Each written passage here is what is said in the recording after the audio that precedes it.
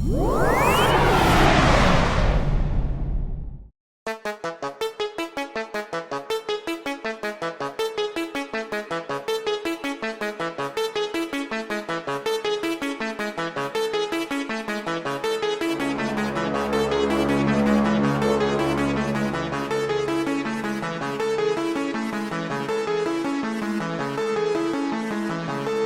Hollywood, it's Paranormal Tonight. I'm Mark Summers, and now, here's your host, Dan Harary.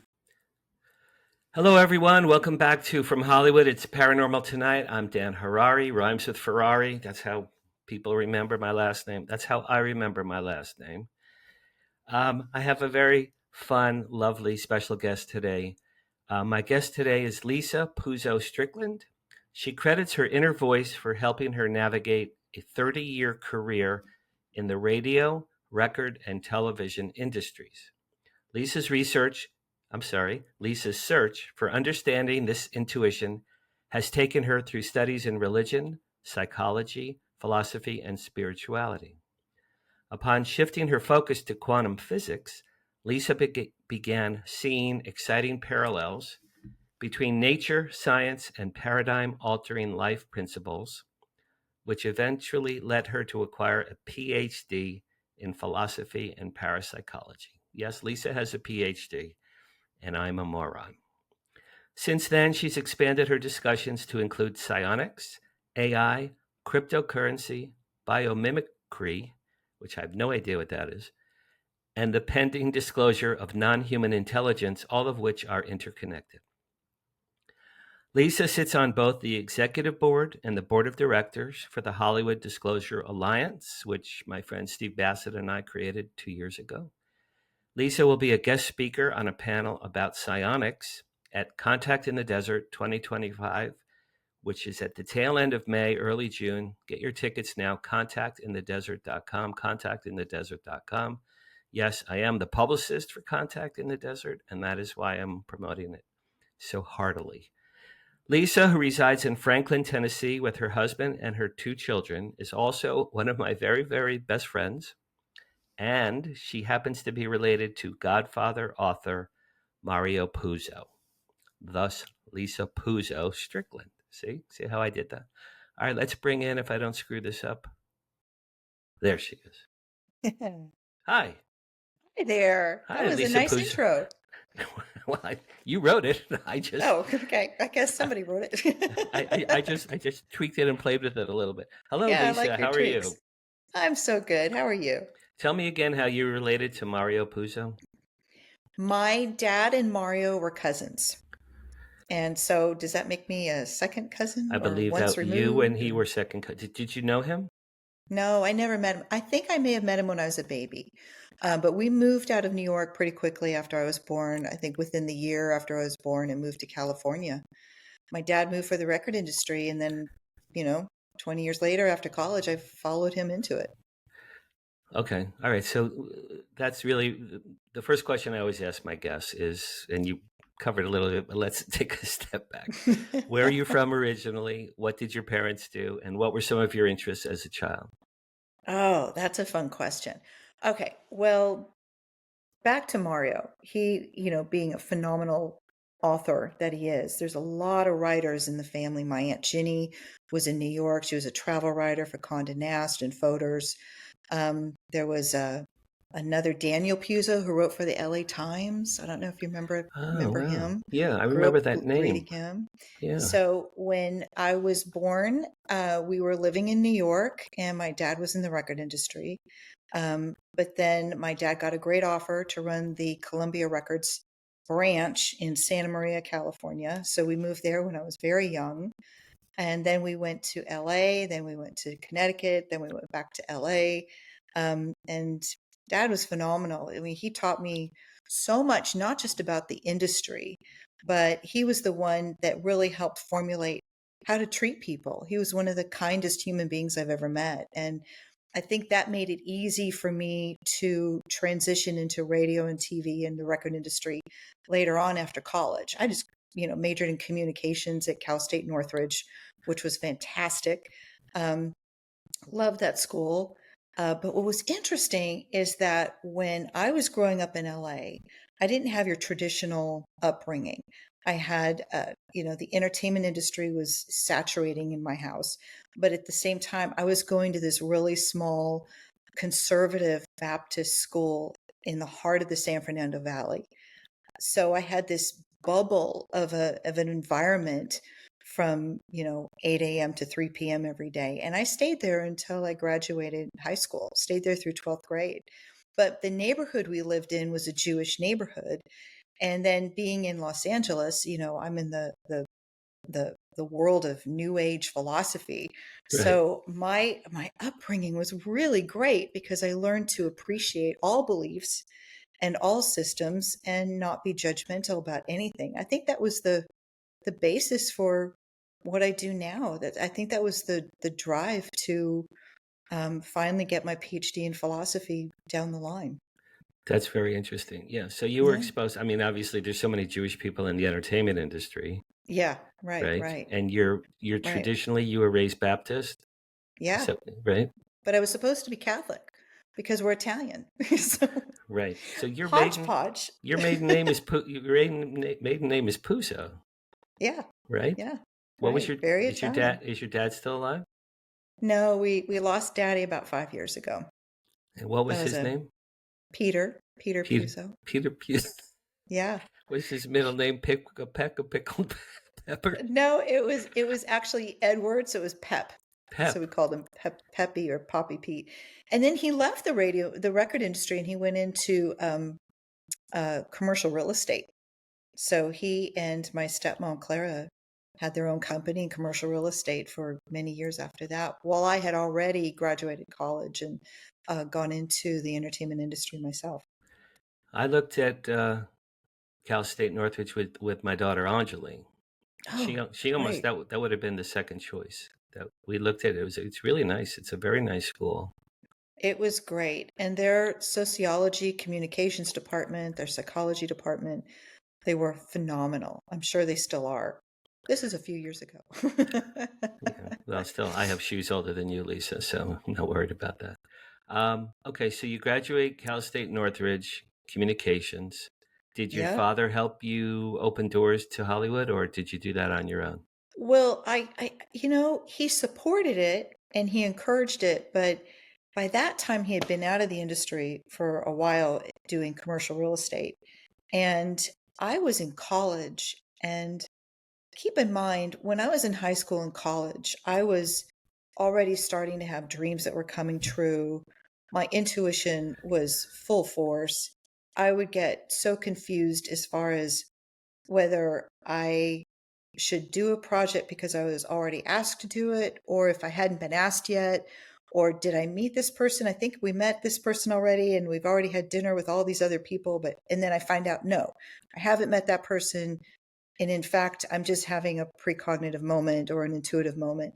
It Mm. was a very confusing time. I literally had one foot in the present and one foot in the future, and sometimes in the past, 24/7. And this was mostly through the end of high school, all the way through college, and 2 or 3 years into my first job out of college, which was working at KZLA Radio in Burbank, California. It was a country radio station, Right, right, and I got that because I was a assistant manager at this beautiful 5-star restaurant called Oscars. It was at the what used to be the Sheraton Premier, is now the Universal Hilton, I believe. This is a long time ago. And the KZLA guys used to come in and bring their clients, and we got to know each other. And they offered me an internship, and that led to being a music director at the station for several years. Did you have a passion for country music before then? Well, growing up with a dad that was in the industry, I grew up with a passion for all kinds of music. We were listening to everything on the countryside, from Hank Williams to Charlie Rich to Dolly Parton, and then of course the newish ones, Kenny Rogers, and then and Willie Nelson. It was fantastic. But then also at the same time, it was Leonard Skinner and Paul McCartney Did and you the like the Allman Beatles. And Brothers, by the way? I Allman? did. Oh They my We God. played them Yeah. on KZLA once in a while because they have a country slant to them. And boy, they were Yeah, good. I saw them they were live, all good. but they were just unbelievably gifted, those guys. I remember I was 15 years old. I think I was a sophomore in high school, 15 years old. Our history teacher, Danny West, he had this huge red afro, like a white guy, huge red afro. And he came in to school one day and he sits down at the desk and he starts crying. And people go, Mr. West, what's wrong? What's wrong? And he goes, Dwayne Allman died. And he was like this. And the Oh, whole class, he just sat there crying. oh my And I'm gosh. like, Dwayne Allman. I wonder if that's the Allman Brothers. And that's how I first heard about the Allman Brothers. Wow, He was really? that upset. Yeah. Affected him. One of the great guitarists in the history of the world. Wow. All right, so move on. So you worked at KCLA and then KZLA. Yeah. KZRA, did you say? Was the other one? KZLA and KLAC was a sister station. Right. Both of And those. it was great because I was a music director, so I scheduled music. So all the artists from Nashville would come in and visit the LA radio station when they were in town doing Johnny Carson or Jay Leno or whatever, or had a show there. And so I got to meet a lot of the country artists directly. Garth Brooks before he had his first hit, Clint Black, who we're still very dear friends with, all those guys, Reba McEntire, just really a lovely group of people. I have a lot of very high regard for a country artist because there seems to be a really beautiful grounding to each one of them. And I think the format kind of lends itself to that. So I was there but then what was that great book? Celestine Prophecy came out. Remember that? No. It was a great book, and it was a lot about energy and about um, just manifestation and about following your path. And it was written by James Redfield. It's a fantastic book, and I highly recommend it. And they had these classes at this local church. It was a church of religious science right there in Pasadena.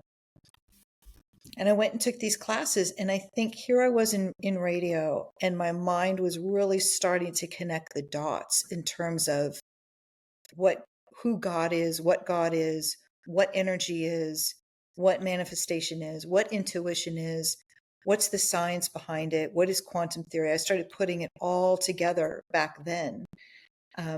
While I was doing side jobs in TV, going to Santa Barbara for a shoot, or San Diego for a 2-day thing, or whatever. It was pretty fun stuff, but it was the formulation of all of these fringe topics kind of coming together.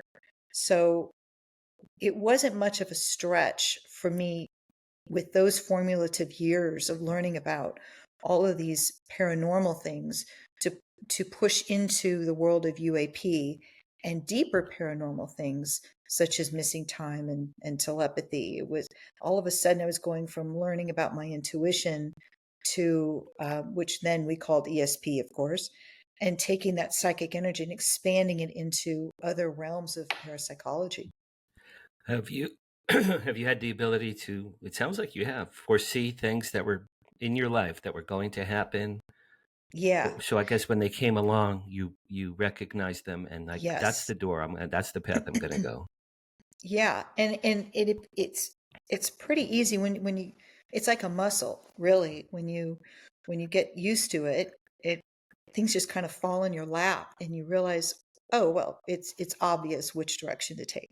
It's obvious which record we should play on the radio, which one's going to be the hit. Later on, when I was in the record industry, it's obvious who's the artist that's going to make it and who's the one that's not. And it was beyond talent. It was a gut feeling. It was a tingle up my spine. If something wasn't right, I would feel angry. I would feel depressed. I would feel nauseous. I had all sorts of feelings if something was not right. Wow. And that carried over from whether I should take a job, whether I should play a record, whether I should uh, become friends with somebody. It was all across the board. It was pretty interesting. And then the dreams. My first prophetic dream was when I was 16 years old. So get this, Dan. Now picture this. I'm in a Baptist school where it says in the Bible, when that which is perfect is come, all prophets shall cease.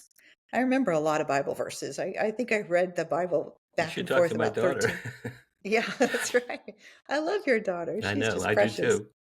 I love her. So I just thought that, okay, I'm having dreams that are coming true. I'm in high school. I'm wearing a dress below my knees. I'm extremely naive. And because I've been sheltered in this school my whole life. And now I know I'm going to hell because I have intuition and all prophets are supposed to cease by now. So I was a little nervous. Well, one day I was sitting in church because as a cheerleader, you have to go to church at least twice a week. That was kind of the deal. Okay. So I'm sitting in church, and I was a cheerleader, obviously. So the pastor came up on the podium and he said, "Last night I had a dream, and God laid it on my heart that I need to talk to you all about this today." And then he started talking. I didn't hear a word of what he said, but the whole time I was sitting there thinking, no, wait a minute. If he can have dreams that come true, my pastor, and he can have gut feelings, then why can't I? And from that moment on, in I think it was my junior year of high school, I thought, you know what? I'm going to foster this ability and I'm going to use it. And I have, and it has led me to the most wonderful friendships and opportunities. All of a sudden, seeing Hollywood Disclosure Alliance mentioned in a Shirley Graham on an email Oh, and is that, I immediately was going to ask you how we met. emailing you. That's how we met, was through, thank you, Shirley MacLaine. Thank That's you, how we, Shirley MacLaine. that's how That's you and right. I met, was through that. Wow, isn't that crazy? Isn't that amazing? Yeah. Wow. I follow my gut. That's how I met my husband. The minute I saw him, Brinson, I was like, oh, yep, there he is. That was There my he next is. question. How and where and when did you meet him? There was an artist named Brian White who had so many hits in the 90s. Just a really, really good guy. And I was his record rep for Asylum Records. And Brinson was his lead guitar player and his tour manager. So I had to go out on the road anytime Brian was in my territory, which was the West Coast at the time. Now at this point I've left radio and gone into records. Um, and I had to go to all of his shows. And one day he had Brinson there up on stage, and that's how I met Brinson. Boom, just like that. Was it love at first sight? It was. It absolutely was. That we did there were 3 shows in a row, all up and down California. The first night we talked a little. The second night we talked a little bit more. The third night we sat down backstage after the show and we talked about morals and religion and history and family and Wow. politics, and that was Wow. it. And he didn't try to walk up to my room with me. He just hugged me and said, "I'll see you in Nashville." And I thought, okay, that's a gentleman. Marrying that guy. Very That's great. cool. Yeah. I didn't realize how powerful your intuition was. Oh yeah. But yeah, that's really quite Yeah. remarkable. All right, so let's jump into some UFO stuff. Have you ever seen a UFO in your life? I have not. I know so many people who have, including my mom and my uncle. We lived at the far west end of the San Fernando Valley in West Hills, California. Okay. And there were 2 or 3 times when they would each tell me, we saw this and we saw that. And one time my uncle happened to be there with my mom, so they both saw it together. But it just mostly just floating orbs right above the hills there. But I never have seen one myself. But boy, I sure know they're real. Well, you're in good. You know who else has never seen one? Steve Bassett. Right. I torture him. I've seen 4. I've seen 4. Oh my gosh. And I torture Steve. That's not fair. I know. I think I have more than I've seen more than. I go, Steve, man, you've never even seen it. That's funny. You know who else has not seen one? William Henry has never seen one of Ancient Aliens. I'm not sure. I'm not sure that Nick Pope has. I think I asked him that question. I'm not sure he has either. I don't think he has. By the way, over the weekend, I watched a 2-hour interview of Nick Pope with Chris Ramsey. His show was called Area 52. Yeah, I heard about and that. it was like the best. It was I texted Nick it was recorded in March. I texted Nick Pope. I said, Nick, that interview was fantastic, man. Wow. I said, that was really the best one I've ever seen. He goes, thank you for watching. I'll see you at Contact in the Desert. It was Yeah. if you want everything you'd ever want to know about Nick Pope Yeah, in that's in fascinating. 2 hours. It just aired over the weekend. Well, he is a good soul, isn't he? As He's brilliant as such a he good guy. is, He's such a nice man. he, I took him out yeah. for dinner a year and a half ago to Musso and Frank's, and Oh, nice. we had a lovely, lovely dinner, and I consider him a friend. Yeah, he's easy to be friends with. He's got a really good heart of gold. All of those guys, William, Henry, and I've only Oh, I met want you. Giorgio a couple of times. You need to introduce me to William Henry this time at Oh, I content. will. Yeah, Okay. I didn't because know you didn't know him. I've never actually met, I've never shaken his hand. You should have him on your podcast. He's probably one of the more brilliant, high IQ people you'll ever meet. He remembers everything, and his depth in symbology and religion and spirituality and deeper meanings is absolutely through the roof. It's frightening. And he specializes in southern France, where Christ was, or not Christ, Mother Mary and Mary Magdalene. And he has a tour to Egypt that is phenomenal, that people rave about. And what he knows, he's a walking encyclopedia. It's really amazing what he knows. Yeah, I would love to meet him. I'd love to interview him for sure. Absolutely. Did you hear about recently the discoveries under the pyramids in Yes. Egypt? I guess there's like these massive structures under Oh, the yeah. pyramids. Yeah. William probably knows about that stuff. Dan, isn't it just incredible overall where we're living? I mean, when you and I were in college, there was no talk of UAP, UFOs. You were laughed at. Everything now that used to be impossible is possible. You just can't rule anything out right now. It's such an exciting time. It is. The turning point was December 2017 when Ralph Hmm. Blumenthal and Leslie Kean did a big Yep. article in the New York Times Yeah, that that's exactly right. The Pentagon is still studying UFOs, now called UAPs. Yeah. And people were like, really? But, the government and the military never stopped. No. Project Blue Book ended in December 69. But then the military didn't say, forget it. They've been studying UFOs since Roswell, Oh, yeah. since probably even before Roswell. The Battle of Los Angeles, 1942. Hmm. Foo Fighters, 1944. I just got a book yesterday, Lisa, from Amazon called Trinity by Jacques Vallée. Oh, Oh, by the good. way, you and I have a mutual friend, We do? Sid Goldberg. Sid Goldberg. How do I know Sid Goldberg? Sid Goldberg with Gaia TV. Oh, I met Sid. He loves you. So Yeah. he and I spoke for an hour the other day, and Oh, nice. I'm telling him about the wow signal, and that's a separate story. Yeah. And he looked at the wow signal. I put your testimony up there about the wow signal, and he goes, Lisa Strickland? And I go, Sid, she's one of my best friends. He goes, boy, you have some really good friends, Dan. Oh my gosh. What a love. That's what he said. I have no idea That's where. very nice of him. I have no idea where I was going with any of that. Wow, I can't wait to go hug Sid again. That sounds pretty cool. That's great. So how did you? Oh yeah, so 2017 is when the floodgates opened. Yeah. I saw UFO, this with my dad in 1970, and I forgot about it till 2017. In 2007, I went to a bookstore and paranormal books. I saw all these books and I just read them. And that's when I joined MUFON Southern California, 2007.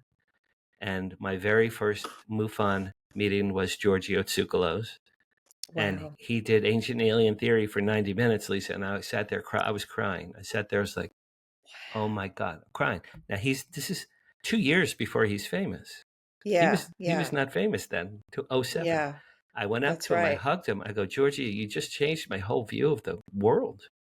He goes, cool, man. You're one of us now. So for me, it's almost been 20 years of immersion. Mm-hmm. And then the last two, my book came out. I met Steve Bassett, created HDA, and met you and everyone else. So mine has been like a step ladder every so often, every few years, exponential steps. But very quickly too. Oh, yeah. Ron Janik said, Dan, somehow you injected yourself into ufology. Yeah. Ron Janis goes, Dan, I've been into this 20 years. He goes, you've been into this for 2 years. He goes, I don't know how you did it so quickly. I go, I just Yeah. injected myself in there. Well, you were supposed to be in it. I know. That's really true. We needed you, and the UAP community needs Hollywood Disclosure Alliance. It is a magnificent meeting point. Being media centric automatically makes it a meeting point for all of the other organizations and academic disciplines that are jumping on board with this right now. Think about it. There's so many different groups. You've got the Saul Foundation, you've got Archives of the Impossible, you've got MUFON, you've got the Society for Scientific Exploration, you've got SCU. There's just so many right now that are credible. Danny Sheehan. Danny Sheehan's, that's right. New Paradigm. Just and then Steve Bassett's Paradigm Institute. There's just so many credible people with credible groups. But on top of that, this community is also seeing such a surge in academic interest. You've got Stanford University and Harvard University in the astrophysics, and Stanford in immunology with Gary Nolan. You've got Rice University with Archives of the Impossible. All the different disciplines: biology, anthropology, Peter Skafish, history, religion, Diana Pasulka in North Carolina. I mean, they're all coming together. And what's great about a group like HDA is that we receive the word of what they're talking about, and then we regurgitate it back out through our content creators that are a part of HDA. It's a beautiful symbolism to where the UAP community has gone for so many years. And I really am grateful to the renegades out there and the warriors who have been biting on handcuffs, trying to get information, number one, and number two, trying to get disclosure to happen.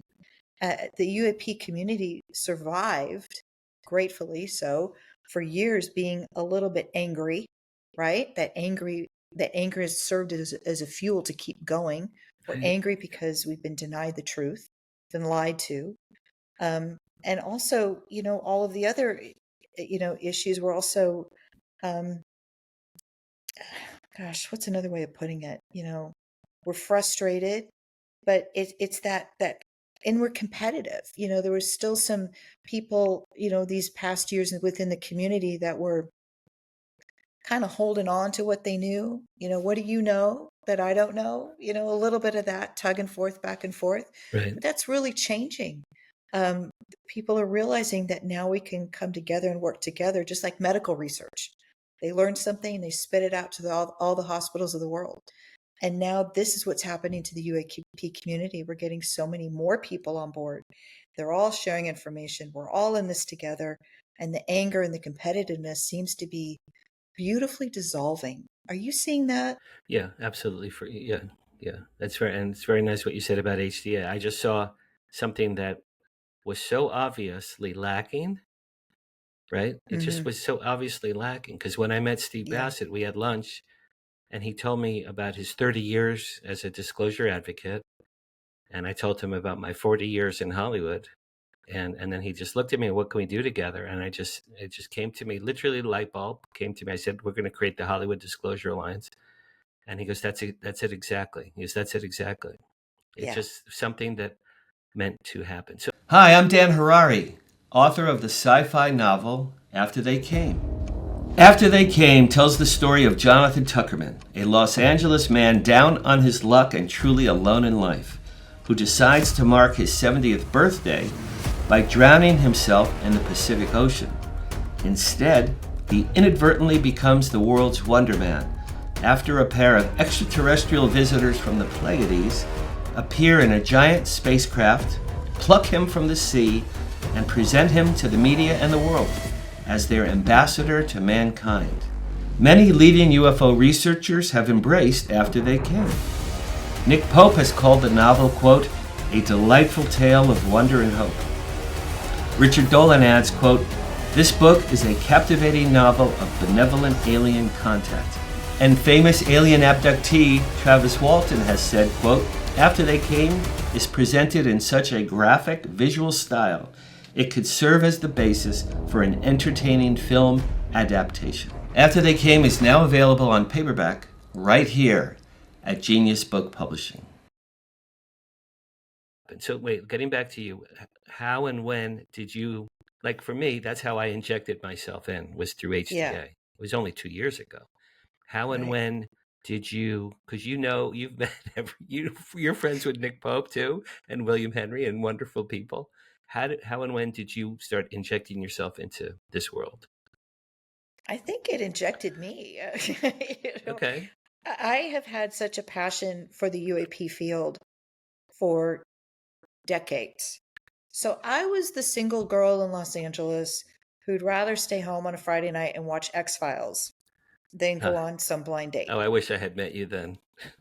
That's because that's just that's when I just got divorced. Oh, Lisa, that's when I just got divorced. Oh, I should have met you then. Oh my gosh.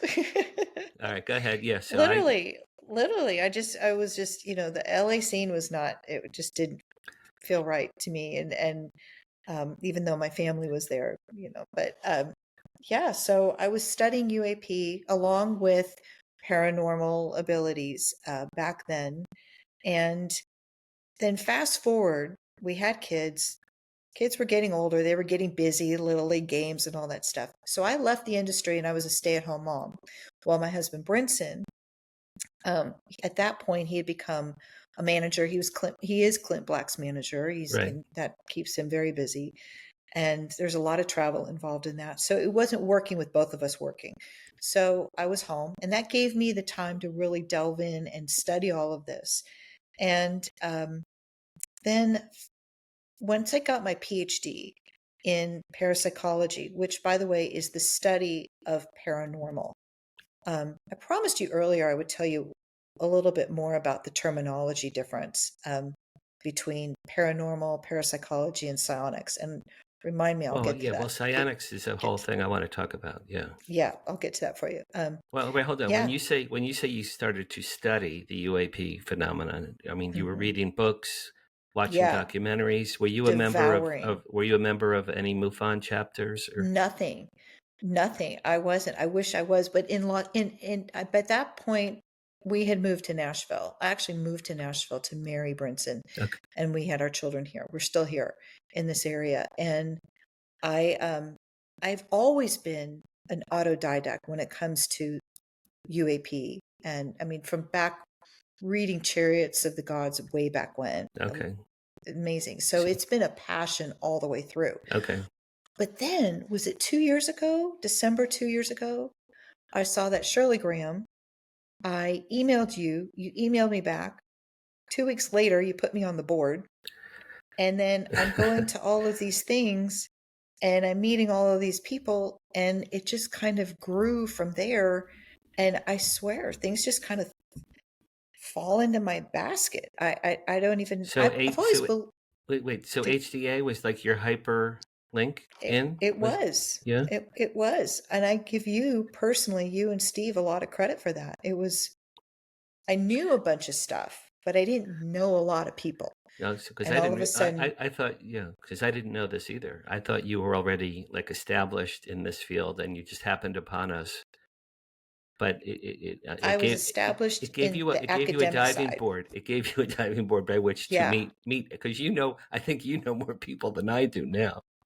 You know I everybody. guess being in radio and somewhat in television, I don't know, you automatically feel comfortable in any room, I guess. So it's easy to meet people. And I have absolutely loved meeting the people in this field because everyone has a story and everyone is fascinating. Everyone has value. That's what I love about it. You and I have both become magnets for people. I mean, Yeah, and putting people together.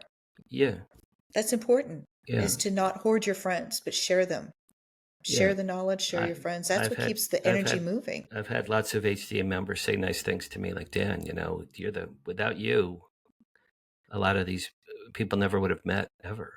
I'm like, really? Dan, Oh, you were absolutely the catalyst for everything. I love you for that, and I thank you, and I think there's a lot of me like that. well, you are too. You are as well. I mean, and you and I were absolutely meant to meet each other and be friends. That we know that for sure. We knew that from day one. Absolutely. But it's so great that HDA has given both of us a voice and a platform by which to learn more, because you and I are both, Mhm. I right now I'm reading like 4 or 5 books at the same time concurrently, all about UAPs and past lives and near-death experiences. I can't get enough. I can't get enough. It's the most fascinating information there is, I think. Have And you heard the telepathy tapes yet? I know about it. I saw one episode. I've had telepathy moments in my own life, so I'm like, Mhm. I do that anyway. So Wow. I'm not I'm not super impressed because I've done those things myself. But tell Amazing. me parapsychology and psionics and all these. Tell me the terms. What do these terms mean? Okay, so paranormal is anything, para means beyond. So paranormal is beyond normal. So we would know that as being intuition or psychic ability, um, uh, the ability, levitation, missing time, seeing an apparition, life after death. These are all things that are beyond normal. UAP kind of fell into the paranormal realm for a long time. Right. Yes. In somewhat it still is. So parapsychology is the study of paranormal. And the psychology, the ology in that is basically knowledge. That's ology means knowledge. So it has fallen under the psychology world, parapsychology has, because so much of it has to do with consciousness, mindset, intention, how the brain works, the cortex, the right brain. It's very, very related.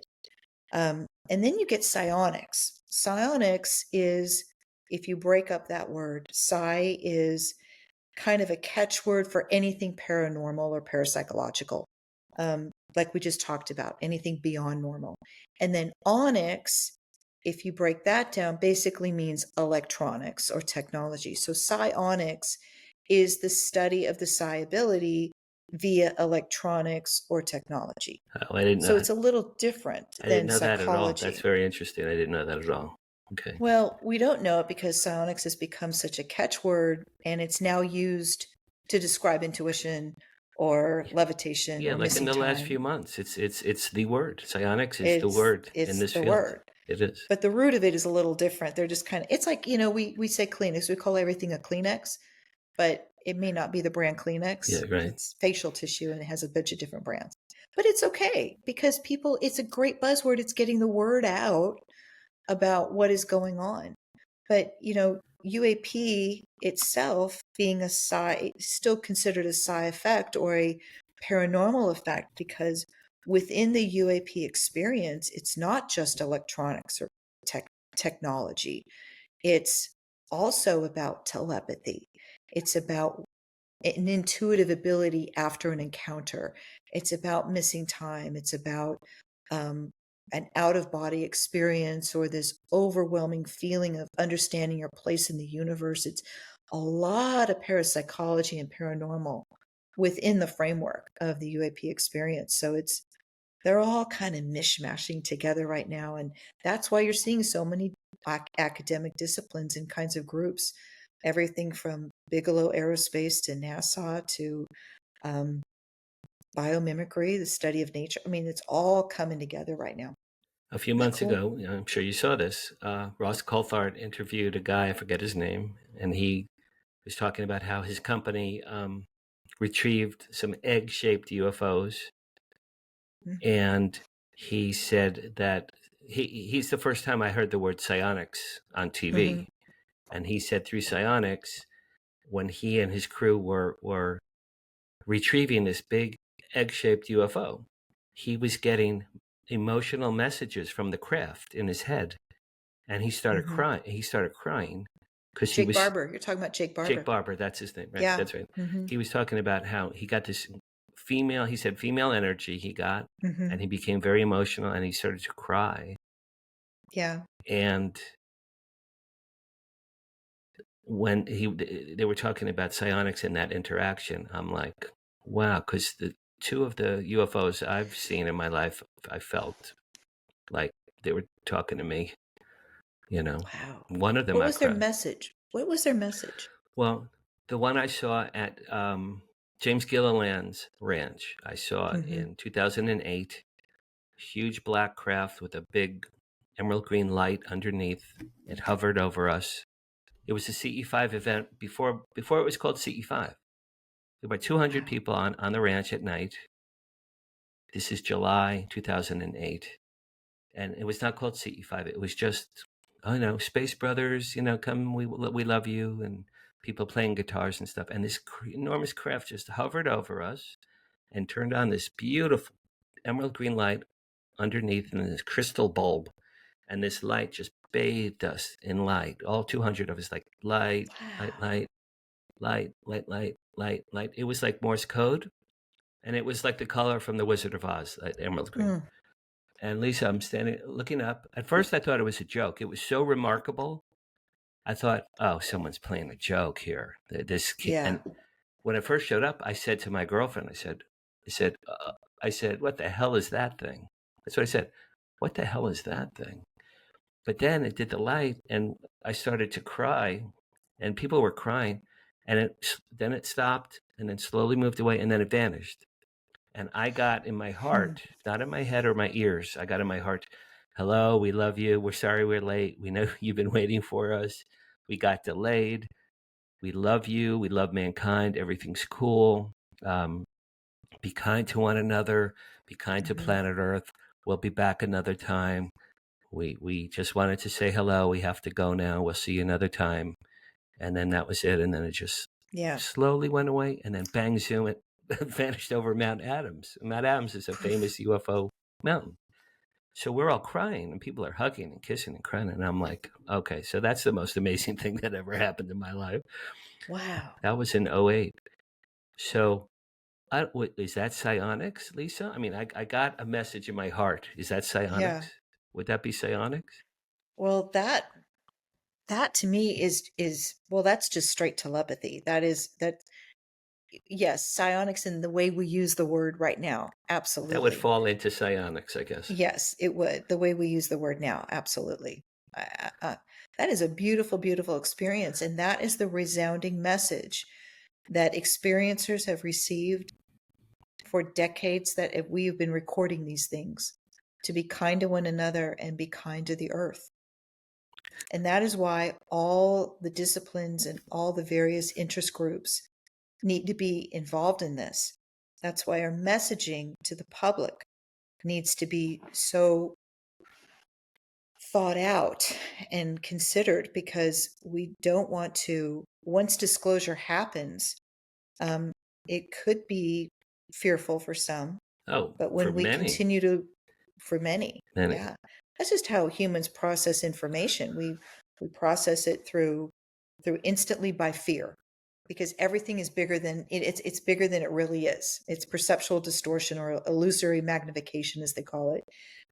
We think of it as being a lot more fearful than it really truly is. And we also process it through our influences. And this is where it gets into us having to be careful. Who are the influences going to be in the UAP field or in government upon disclosure? There are some voices out there that are just looking to get people on their podcast, and so they're going to be selling fear. News outlets often pump up the fear level to get the viewers. We have to be very careful who the social media influences are, and the news outlets are, and the academic voices are, and the scientific voices are, because they have to be truthful. They have to have a good representation. They have to be calm, and they can't be full of fear. And so, and in addition, people tend to fill in their gaps where they don't have enough information with their imagination. So they take those 2 or 3 things that we've learned upon disclosure, or that we're learning right now, and we don't have the full picture, because nobody has the full picture. Yeah, no, I don't think anyone does, right? No, we don't. It might be a little while, so we got to just hang in there. And we have to be careful about not filling in the gaps with what we want to make up to fill in the gaps. It's the imaginative process. So yeah, I believe if we keep going back to that message that you heard, and that hundreds of thousands have heard, be kind to one another and take better care of our earth. Boy, I mean, wouldn't we all be better for it, whether disclosure happens or not? Right? I think disclosure. So I've had long talks recently with Ron James and Ron Janix and myself, and none of us think disclosure is going to happen. May not. Anytime soon, officially through a government or a military leader or a head of state. Right. It seems to me that the extraterrestrials who have been visiting us for hundreds of thousands of years, I think it's up to them. It's up to them when they want to tell the world. It won't be hard. It won't be hard. It would be like any, like Independence Day or any of those movies. They just show up all over the world, and we all look up and go, "Okay, well, that's clearly not human made." Yeah. And then the question is, what will they tell us? What will they have to say? 2 years ago, I read an article that Avi Loeb from Harvard said the reason why we haven't been officially told yet is because the extraterrestrials themselves, aren't ready for us to know about them. So think about that. If they have said to whoever, the presidents, the popes, the kings, look, don't tell anybody about us yet. We're not ready. And if you do, it's going to be bad. That could be what's holding back. This Luna, Representative Luna in Congress. Okay, so she did the Transparency Committee, right? I've been studying the JFK assassination for about 45 years, okay? 2 weeks ago, they did a JFK session with a few experts. The people in Congress, Lisa, they have no idea. They never studied it. So what was the magic bullet? Was that a real bullet? Okay, so this is unbelievably complex. They had no clue. Wow. So if these people, and they mean well, Luna is very sweet and nice, and she means well, and her people, they mean well.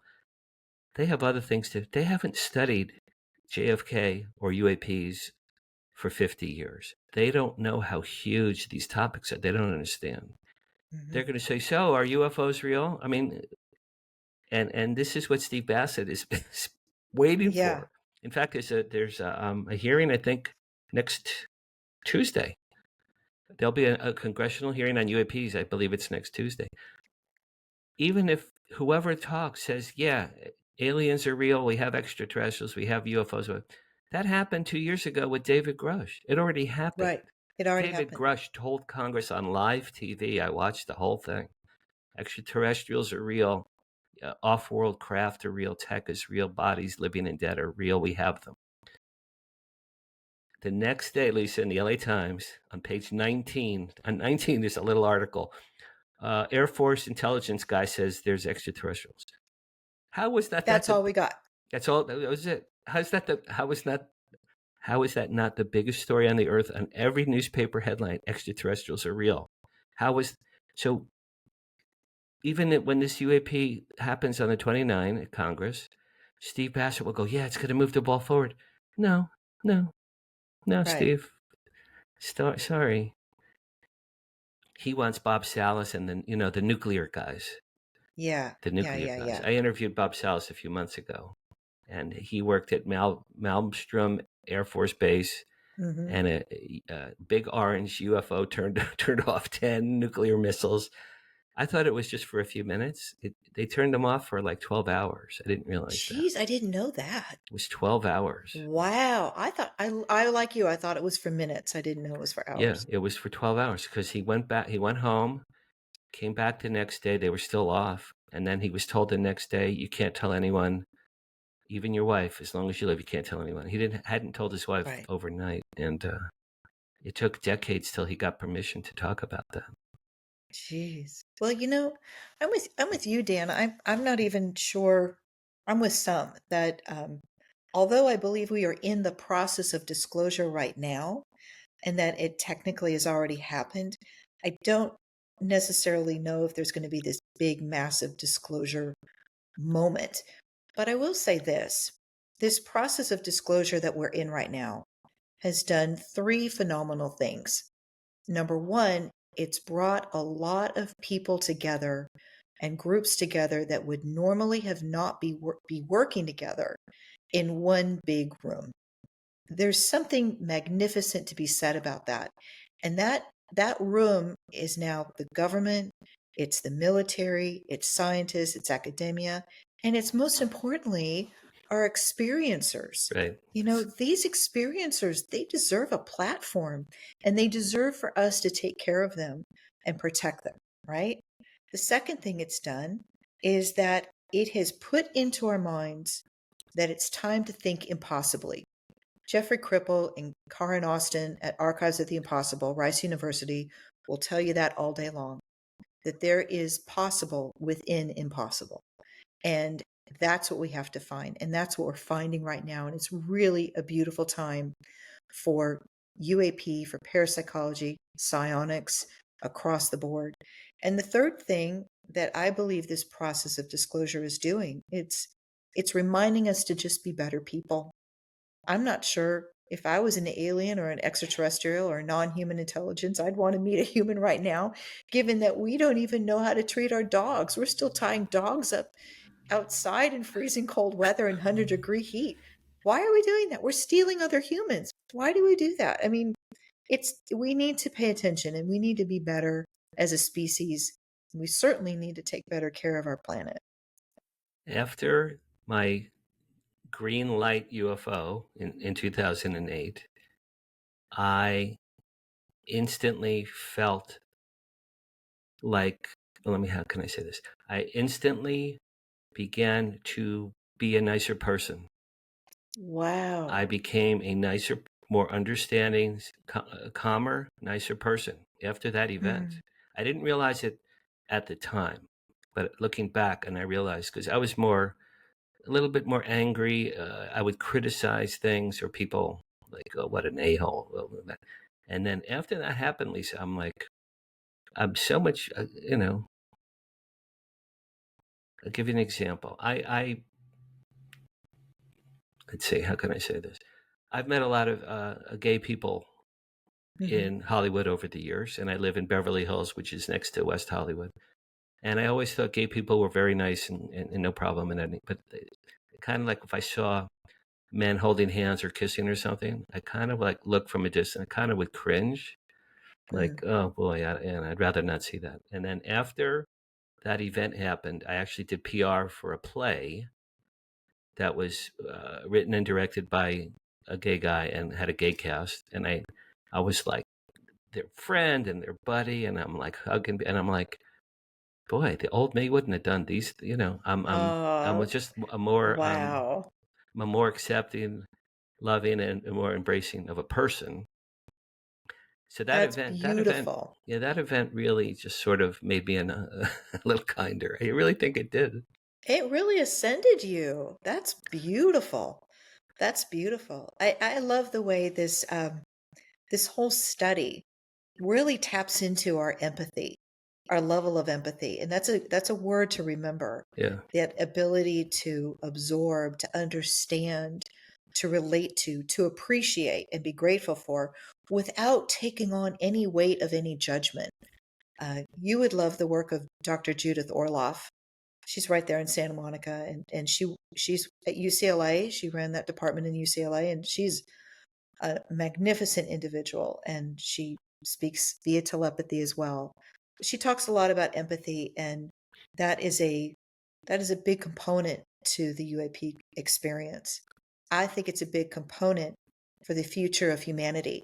If we can grab onto that concept and we can actually utilize empathy in every part of our life, I think we as a whole can truly ascend, just like you did, Dan. Bravo to you. Thank you. I'm clapping. That's very sweet. So you must have telepathy moments in your personal life?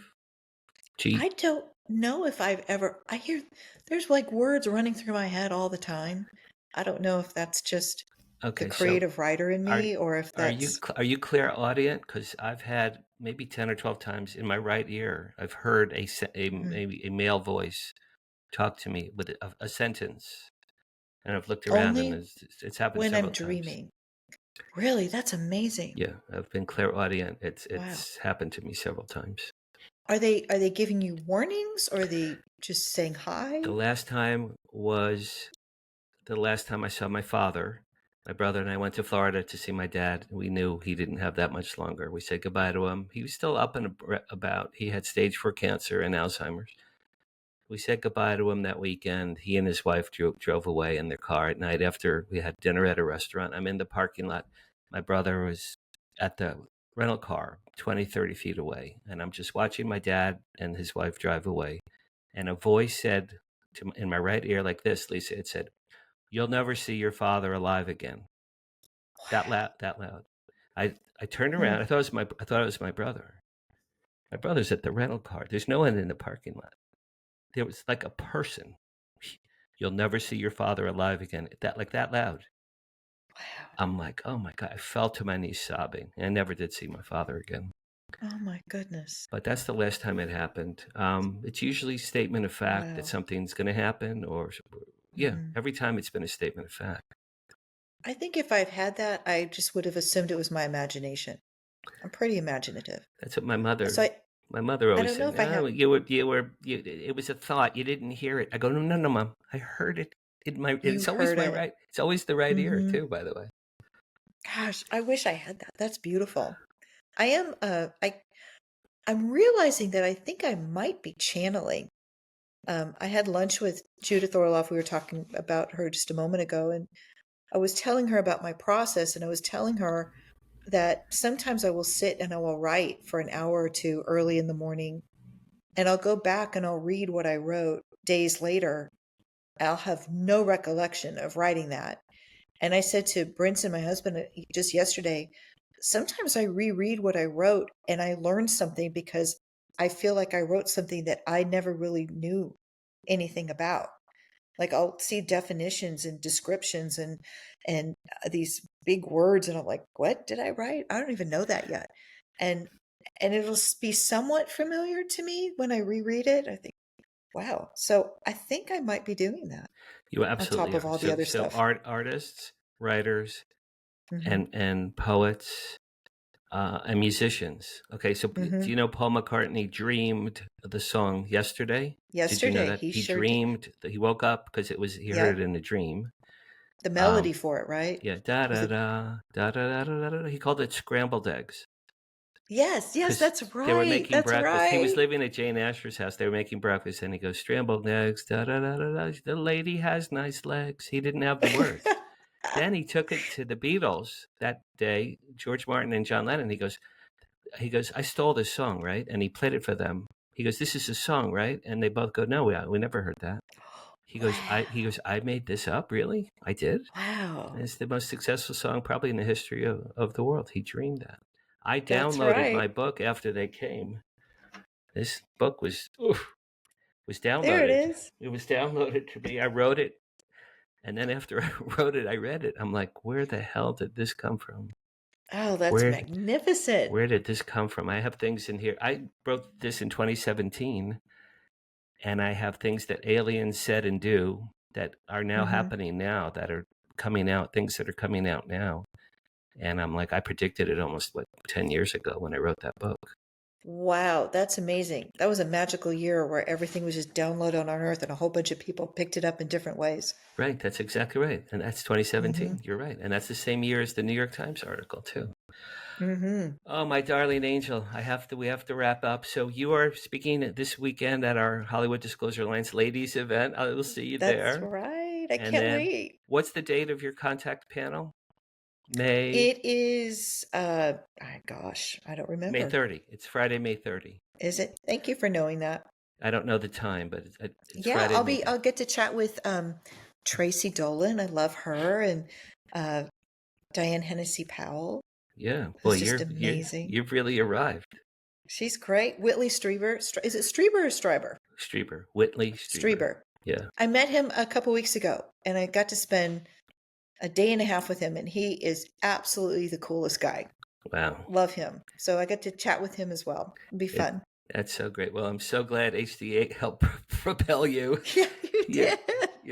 People like you way more than they like me. I'll tell you. Oh, that is not true. Whitley I Strieber's feel like, like oh, "Hi, Dan." I mean, he knows me. "Hi, Dan." It's like you. He's probably hugging, kissing, breaking pinatas. He loves I you. did. I got a hug and a kiss. It was pretty cool. Sorry about that. That's okay. All But right. Dan, So I feel like I should pay you. You've been so instrumental, no, and I no, love you please, so much. please. I love you too. You're absolutely one of my best friends. You and I are brother sister. We knew that We from are.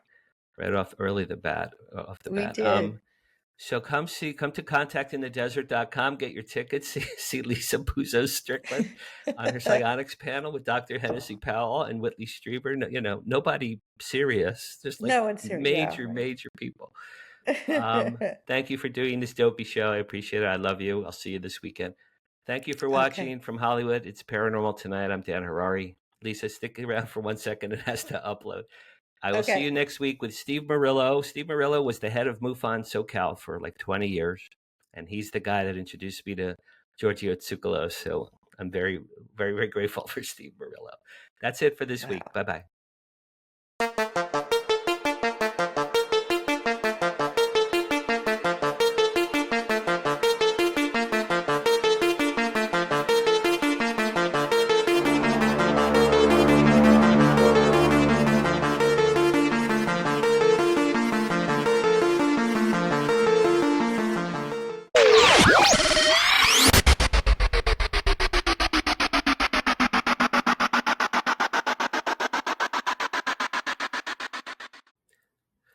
Hello, everyone. Welcome back to From Hollywood. It's Paranormal Tonight. I'm Dan Harary. Rhymes with Ferrari. That's how people remember my last name. That's how I remember my last name. I have a very fun, lovely, special guest today. My guest today is Lisa Puzo-Strickland. She credits her inner voice for helping her navigate a 30-year career in the radio, record, and television industries. Lisa's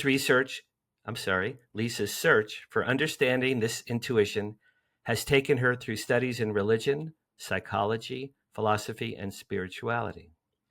Upon shifting her focus to quantum physics, Lisa began seeing exciting parallels between nature, science, and paradigm-altering life principles, which eventually led her to acquire a PhD in philosophy and parapsychology. Yes, Lisa has a PhD, and I'm a moron. Since then, she's expanded her discussions to include psionics, AI, cryptocurrency, biomimicry, which I have no idea what that is, and the pending disclosure of non-human intelligence, all of which are interconnected. Lisa sits on both the executive board and the board of directors for the Hollywood Disclosure Alliance, which my friend Steve Bassett and I created 2 years ago. Lisa will be a guest speaker on a panel about psionics at Contact in the Desert 2025, which is at the tail end of May, early June. Get your tickets now, contactinthedesert.com, contactinthedesert.com. Yes, I am the publicist for Contact in the Desert, and that is why I'm promoting it so heartily. Lisa, who resides in Franklin, Tennessee with her husband and her 2 children, is also one of my very, very best friends, and she happens to be related to Godfather author Mario Puzo, thus Lisa Puzo-Strickland. See how I did that? All right, let's bring in, if I don't screw this up,